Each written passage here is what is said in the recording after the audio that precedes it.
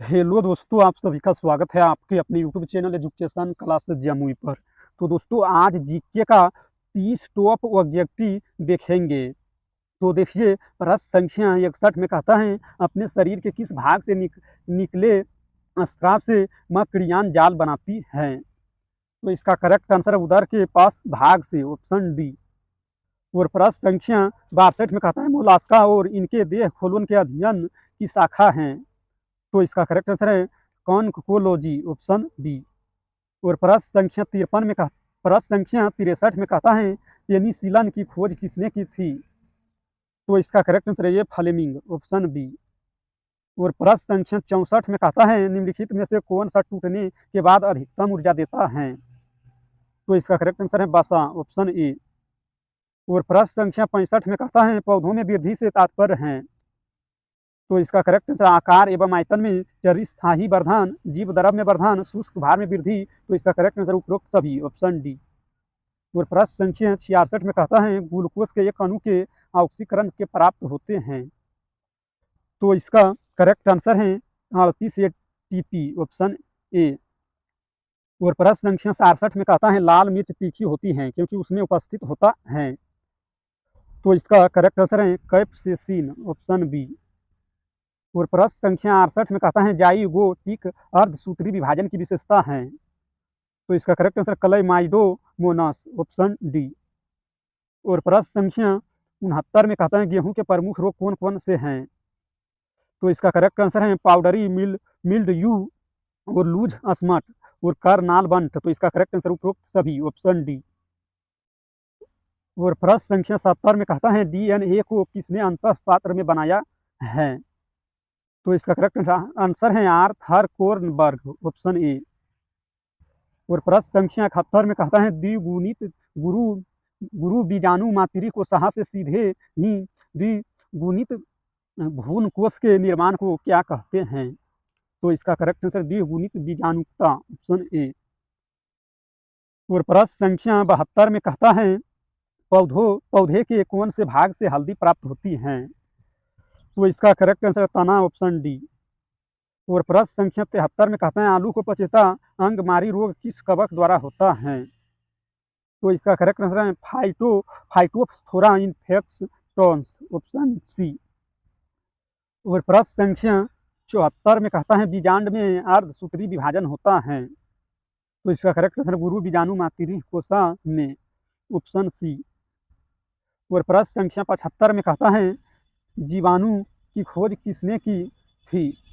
तो इसका correct answer है ल्यूवेनहॉक, ऑप्शन बी। और प्रश्न संख्या 76 में कहता है, जीर्ण वृद्धि होने की प्रक्रिया के अंजन को कहते हैं। तो इसका करेक्ट आंसर जेरोटोलॉजी, ऑप्शन ए।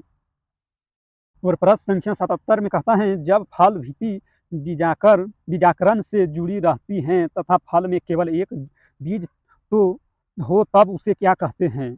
तो इसका करेक्ट आंसर है कैरी ऑफ सीस, ऑप्शन बी।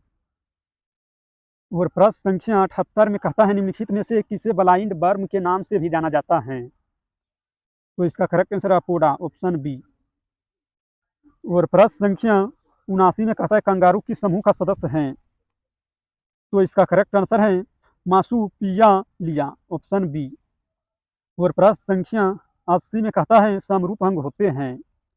तो इसका करेक्ट आंसर है कार्ग में समान, ऑप्शन बी। और प्रश्न संख्या 81 में कहता है, हृदय का पहला प्रतिस्थापन किसके द्वारा किया गया था। तो इसका correct answer Christian Barnard, option D.